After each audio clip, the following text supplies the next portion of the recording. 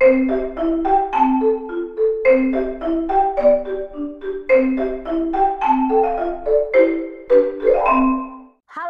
Sobat Mental Hub dan Sobat Karir Kelas. Jeng jeng. Nah, ini ada yang banyak bertanya nih mengenai kartu dialog rasa yang dimiliki oleh Mental Hub dan Karir Kelas. Nah, sebenarnya kartu ini apa sih? Jadi kartu ini tuh alat ya. Jadi ingat ya guys, ini alat.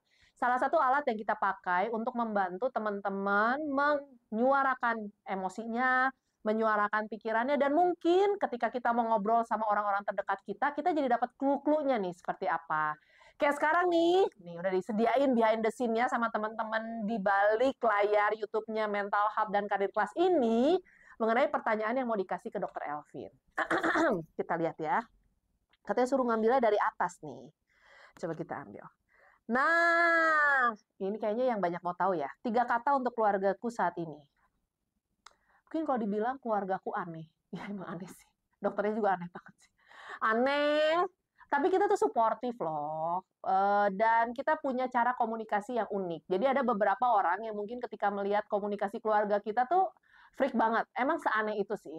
Suamiku aneh, anakku yang pertama unik cara berkomunikasinya, anakku yang bungsu, yang kedua tuh mirip banget dengan emaknya, yang selalu cheerful dimanapun sampai lupa mungkin lagi ada di mana dan kapan. Sometimes kadang suamiku bilang, kamu tuh ya hidup tuh nggak ada behave-behave-nya. Ya begitulah. Karena itu mungkin salah satu kelebihan aku dan juga kekurangan aku. Jadi kalau dibilang 3 kata tadi itu ya sudah terjawab. Jadi ini tuh adalah kartu-kartu yang kita buat untuk menyamakan point of view dari masing-masing anggota keluarga. Kita lihat yang kedua. Ceng ceng. Interaksi keluarga. Jadi kita tadi yang tadi tentang keluarga kita secara utuhnya seperti apa, sekarang kita belajar tentang interaksi keluarga nih. Ini adalah topik bahasan dari kartu ini, bagaimana keluarga kita berinteraksi dan mungkin kita nggak ngerti point of view orang tua kita saat memberikan perhatiannya kepada kita. Contohnya nih ya, mungkin teman-teman ngerasain, kamu tehnya nggak segede kia, mandi sing benar, masa masih kudu diingetin, makan, udah disediain makanannya, kenapa masih jajan di luar?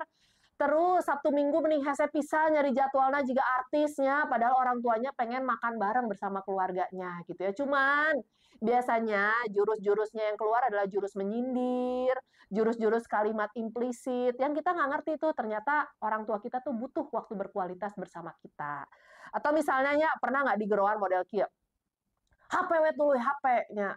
Terus we dibajak ngobrol ya, terus we mata panon eta dina HP, nepi ka moncolot lah keluar. Nah, itu adalah kalimat-kalimat yang sebenarnya orang tua tuh mau ngomong, coba dong HP-nya disimpan, ngobrol eye to eye sama mama papanya. Karena kita teh lain manekin gitu ya, kalau diingetin teh pengen ngobrol. Contohnya ini, cara anggota keluargaku menunjuk perhatiannya. Kalau suamiku tuh biasanya dia act of service. Jadi kalau aku mau pergi tuh biasanya dia ngisiin bensinnya, ngecekin ban mobilnya. Cuman kalau disuruh romantis, assalamualaikum jika moal nepi, eta mahnya kayaknya nggak ada di otak dia kalau kayak gitu-gitu. Tapi kalau dia kayak gitu juga rada aneh sih. Mungkin aku berpikir ada orang lain yang berhasil mengubah hatinya gitu ya. Jadi biasanya tuh dia tuh yang bagian-bagian ngurusin pipa air bocor mah gitu ya. Atau omelan-omelan aku tentang ruangan yang nggak enak perlu geser kanan, geser kiri. Atau misalnya aku punya mimpi sesederhana nih, Mental Hub mau bikin studio atau mau bikin YouTube channel. Nah, dia tuh tanpa disuruh dia akan memperbaiki ruangan ini. Nah, itu contoh cara suami kita berinteraksi. Kalau aku interaksinya menunjukkan perhatian aku bawelnya. Jadi jangan salah ya guys, bawelnya emak-emak itu perhatian gitu ya. Melototnya emak-emak itu adalah peringatan. Dan omongan yang berulang artinya adalah ketidaksukaan. Hafal itu baik-baik dengan benar gitu ya. Jadi tiap orang punya. Kalau anakku yang pertama, dia itu cara perhatiannya meluk. Jadi dia tuh senang banget physical touch, peluk, udah gitu bercerita, udah gitu sering banget mijetin emaknya, walaupun dia terakhirnya nanggih, "Ma udah mijetin 100 kali, berapa gantinya?" gitu ya. Kalau yang kecil, itu nggak usah ditanya, tiba-tiba bisa meluk, tiba-tiba bisa bilang I love you, bener-bener act of word ya kalau dia mungkin kalau disebutnya. Jadi emang gombalisme ya, jadi aku melihat bibit-bibit gombal di dia gitu. Jadi sudah harus mengenal. Nah kalau orang tuaku menunjukkan perhatiannya dengan membiayai pendidikan. Jadi mereka punya value, nggak apa-apa orang tuanya cuma tamatan SMP, tapi anaknya harus sukses gitu ya. Dan itu ditunjukkan juga pada pola-pola asuh sepupu-sepupuku gitu. Dan yang akhirnya muncul kepada kami sebagai level sepupu yang sama adalah kalau dari mamaku itu bahasa cintanya tuh servis. Jadi kita sering makan bareng, kita cerita-cerita hal yang konyol, ketawa-ketawa yang nggak penting. Atau misalnya dari keluarga papaku tuh biasanya kita sering cerita ngobrol. Jadi memang kekuatan keluarga kami adalah komunikasi gitu ya. Jadi tiap orang mungkin berbeda-beda. Jadi kenalin pola interaksi keluarga kalian supaya meminimalisasi konflik. Ini kok pertanyaan yang dipilihnya agak-agak unik ya ini ya. Emang sesuatu nih ya. No, kan? Pertanyaan yang ketiga. Ini kalau lagi seminar nih biasanya aku nangis nih kalau ditanya gini. Apa makna keluarga untukku? Kalau bagi aku sih rumah tempat aku pulang ya. Jadi sesibuk-sibuknya kita, secapek-capeknya kalau misalnya pulang lihat anak-anak udah tidur, suami udah tidur, dia tuh tidur lebih cepat dari aku loh. Kayaknya lebih pelor. Aku tuh merasa kayak, oh ya sudahlah, hari ini sudah dilewatin dengan baik dan semua berjalan dengan baik gitu ya. Jadi makna keluarga buat aku sih tempat aku pulang. Nah, teman-teman pasti punya makna keluarga masing-masing ya. Dan aku ditip banget loh teman-teman. Kalau makna keluargamu kurang begitu menyenangkan untuk kamu ingat, cari keluarga baru ya. Biasanya kalau di karir kelas dan di mental hub tuh kita suka bilang, anggaplah kami rumah kalian. Walaupun mungkin tidak seperti ekspektasi kalian, tapi at least kita berusaha menciptakan ruang-ruang aman buat kalian. Jangan takut untuk approach ke mental hub ataupun ke karir kelas, supaya kita bisa bertemu di tempat-tempat aman yang dibangun oleh kami. Gitu ya. Terharu biru nih. Aku lagi belajar untuk tidak menangis untuk pertanyaan-pertanyaan sensitif. Nah ini mungkin terakhir lah ya nya, 4 aja nya, tong loba-loba teuing. Bising kayak mengharu biru. Konflik keluarga, hal apa yang sering membuat keluargaku berselisih pendapat? Oh kalau ini jelas emaknya. Emaknya ini ya tipe yang kalau ngomong tiba-tiba lupa.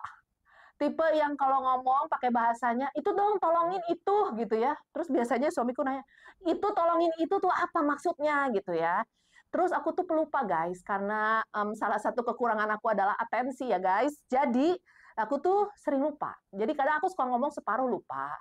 Aku nyuruh separuh lupa. Dan kalau misalnya udah deadline, aku tuh mudah banget terpantik emosinya gitu. Jadi kalau misalnya anak kecil kan kadang kalau cari, ini baru kejadian kemarin sih. Anakku itu ngomong berulang-ulang, sementara aku lagi harus ngirim email penting, dan karena aku kalau terdistraksi tuh kalimat anakku yang aku tulis, kan nggak lucu ya ngirim ke orang penting, terus pertanyaannya adalah pertanyaan anakku gitu. Jadi aku sampai terakhir aku teriak ke dia, aku bilang, diam dulu bisa nggak sih? Nah gitu ya, jadi keluargaku berselisih pendapat karena manajemen waktu aku kadang yang buruk, aku yang pelupa, terus udah gitu aku yang gampang tersenggol bacok kalau harus menyelesaikan segala sesuatu deadline, dan kalau suamiku marah sama aku apa ya?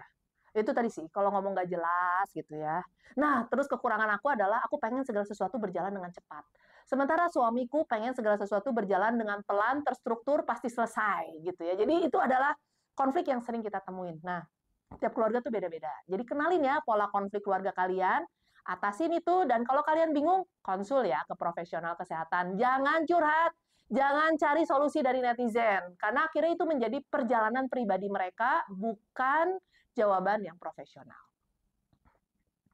Gitu. Ini ada permintaan, katanya satu lagi nih terakhir. Nah,